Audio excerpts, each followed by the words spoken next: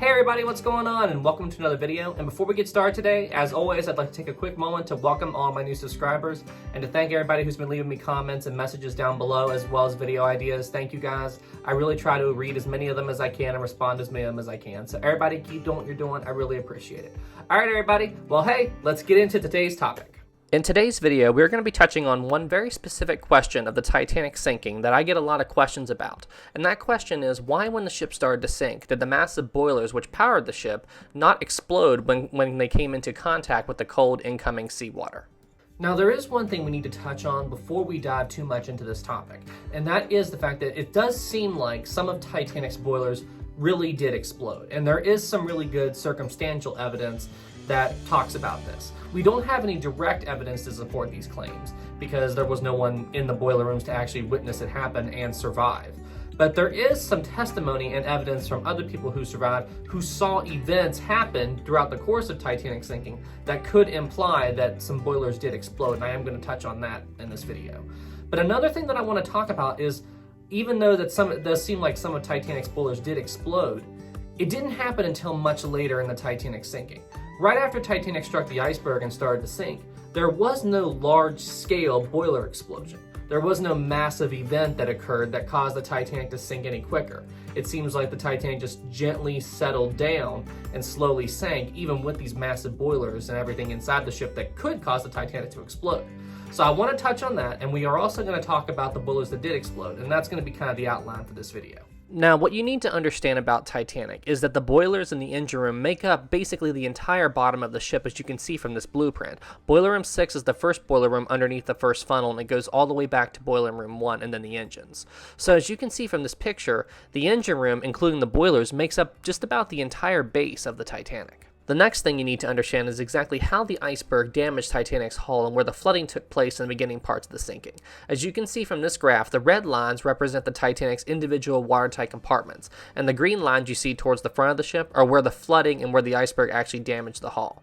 Now, the first 4 compartments are just cargo holds and stuff, but the 5th compartment, boiler room number 6, was actually pretty substantially damaged by the iceberg, as you can see in this picture. Titanic. Now, one thing that everyone here needs to understand, I'm not saying that I don't think that boiler room 6 was that badly damaged by the iceberg. I know for a fact it was. When Titanic struck the iceberg, boiler room 6 was horribly damaged. The only thing I'm saying is maybe the water didn't explode into boiler room 6 as bad as we initially thought. And the reason I'm saying this is I was looking up some testimony because there isn't a lot of information regarding boiler room 6 and when it was abandoned. I mean, we have a rough estimate of time, but we don't know exactly. And what I could find is that some of the surviving firemen that were down in that boiler room said they had time to shut the dampers, douse the fire, and try to shut down all the equipment before the boiler room was abandoned. And if all of this testimony is true, then that could account for why the boilers in boiler room 6 didn't explode. The water was coming in very quick and very aggressively, but not so aggressive to the point that the men had to abandon the room immediately. It seems that they did have time to vent the steam and take care of the boiler room and shut everything down before they abandoned it. You see, much of the danger from boilers isn't from the fire or anything that the boilers are burning, but it's the pressure and the steam that they've got building up inside of them that is the main source of danger. So if the firemen hadn't been able to vent the steam from boiler room 6 and all the surrounding boiler rooms, then this could cause a thermal explosion that would tear Titanic apart. And we do know for a fact that the steam was vented out because plenty of people talk about this during the early stages of the Titanic being evacuated. So you see, that's where the main source of danger comes from with the boiler. It's not the fire and it's not the fact that they're really hot, it's the fact that they're pressurized and that they have all this steam inside of them. So you've got hot boilers that are pressurized with steam, and then you have cold incoming seawater. Then this is the type of scenario where these boilers could just go up. And you gotta remember that the whole base of Titanic is just a bunch of boiler rooms. So if one boiler room goes, and the next one could go, and then so on and so forth. So the whole ship's whole bottom area could just explode, maybe even more damage than that. So if boiler room 6 if they hadn't had time to properly deal with it and cool it down the best they could, it's a very good possibility that Titanic could have just exploded and sunk in a matter of minutes. Now you're probably wondering, how do we know that they actually did vent out the steam and that this is one source of probable information as to why the boilers on the Titanic didn't explode during the initial stages of the sinking? Well, it wasn't just the men down in the boiler room that can attest to the steam being vented. The officers on the boat deck who were preparing the lifeboats for evacuation also talked about the fact that this steam was being vented.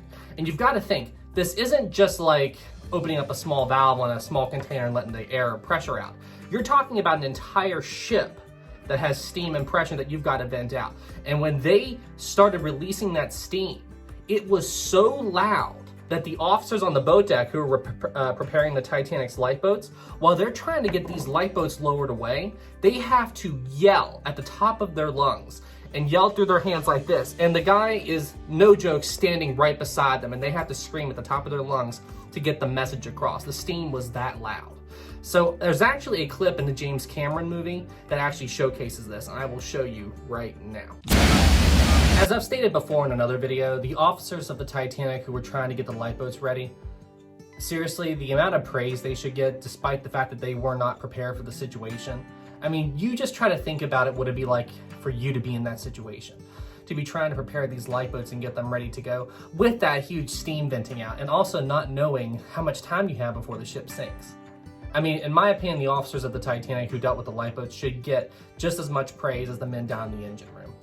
Another thing that we do need to talk about, and I'm sure a lot of you are wondering, is if they vented out all the steam, how did the Titanic still have power? How did the ship keep its critical systems running without any steam? Well, they didn't vent out all the steam, and they didn't shut down all of the boiler rooms either. The only boiler rooms they shut down early in the sinking were the ones closer to the front of the ship that were more affected by the incoming water. The boiler rooms further back in the ship, boiler room 4, 3, and 2, which did not flood till much later, remained active and pressurized throughout the course of the evening. That's how the Titanic got its power. And you see, that right there is the source to the other question. Why did some of Titanic's boilers potentially explode? Well, that's because they kept several boiler rooms somewhat active. Now, they weren't fully active. They weren't fully pressurized either because there was nowhere near as many people down there working on them. But they kept them running enough to keep the essential systems of the ship working, like the lights and so on. So even though it looks like we had some small-scale boiler detonations later on in the sinking, it was due to the fact that some of these boilers in the further back ends of the ship were still active when they flooded. So what was the circumstantial evidence that I mentioned at the beginning of the video that could prove that some of the boilers in the Titanic exploded? Well, right here in the Titanic's final moments, you just see the first funnel fall. Now, the first funnel, which fed boiler rooms 6 and 5, was completely flooded and no longer active at the time of the funnel falling. So the funnel just simply fell over due to gravity, and that was all that there was to that. However, the second funnel, which fed boiler rooms 4 and 3, when it fell, it exploded into a shower of sparks and fire. And this was witnessed by a Titanic survivor named Jack Thayer. So why did the second funnel have this small-scale ignition and the first funnel didn't? Well, it's because, theoretically, that boiler rooms 4 and 3 might have still been somewhat pressurized and active when this funnel finally fell. Now, just to give you all a little bit of context here, the way we know that boiler room 4 and 3 might have still been somewhat active at the time that Titanic's second funnel fell is that there's evidence that boiler room 4 did not flood until around 2 a.m. And just so you all know, Titanic sank at 2:20. That's when it met its final plunge. So water reached the Titanic's bridge at the very, very top of the ship. It reached the bridge right around 10-15 minutes before Titanic began her final plunge. And if boiler room 4 flooded at 2 a.m., 20 minutes before she began her final plunge, then it stands to reason that boiler room 4 and 3 may have still been somewhat active at the time that the second funnel fell. So that spark or that ignition that Jack Thayer said he saw, it's very probable that was caused by a small-scale boiler explosion inside of those rooms as the second funnel began to fall. Another possible source that could indicate a small-scale boiler explosion deep inside the Titanic comes from this man. This man is Second Officer Charles Lightoller, and as he was escaping the Titanic, something happened to him that could indicate a small-scale explosion. You see, as the Titanic began its final plunge, Lightoller was standing right around the first funnel, and he was dealing with these two lifeboats on the very front of the ship, collapsible A and B. And he said that the Titanic took a sudden and strong pull downward as this giant wave came and washed over the boat deck. So as he was swimming away from the ship, he said that he got sucked down and was actually pinned somewhere on the Titanic's deck by like a vent or something. And it was holding him down. He was pinned by the rush of water that was flowing into the ship and holding him on this grate.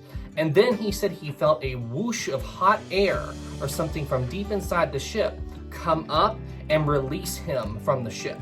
And if it hadn't been for that whoosh of hot air, he could have just kept getting dragged down with the ship until finally it flooded, and by then he would have been dead. And that happened not once, but twice. So the first time he got free from the ship and he started to swim away, another vent began to flood and pulled him down again, and then another whoosh of hot air came up and pushed him out. So we can't say for sure that that was a boiler explosion, but it is a piece of interesting evidence that could indicate that a small explosion inside the ship saved Lightoller's life. Now, these two stories I just told you, these aren't the only incidents of people actually saying that they saw or heard something that could possibly indicate a boiler explosion inside Titanic. Now remember, like I said earlier, no one actually said they saw an explosion in Titanic's boiler rooms. The only thing we have is circumstantial evidence or things that could imply an explosion deep within the ship. Other survivors said that they heard explosions as the Titanic's final plunge was beginning, and that could also indicate some explosions as well. But some people will also say that the explosions that people said they heard inside the ship could have been nothing more than the boilers or furniture falling forward as the Titanic was raising to a higher and higher angle, which is possible. But with the way the second funnel fell and with what happened to Second Officer Charles Lightoller, I'm more in favor of a boiler explosion causing this, a small scale one. But it's all open for debate, and these are all hypotheses, so hey, let me know what you all think down below. Anyway guys, that's it for this video. Thank you all so much for watching. I hope you found it fun and you learned something from it, and I had a ton of fun making it. So everybody, please let me know what you think, and everybody else, please subscribe to my channel, and thank you all for all the comments as well. I try to read as many of them as I can. All right everybody, well hey, you all stay safe out there, and I'll see you in the next one.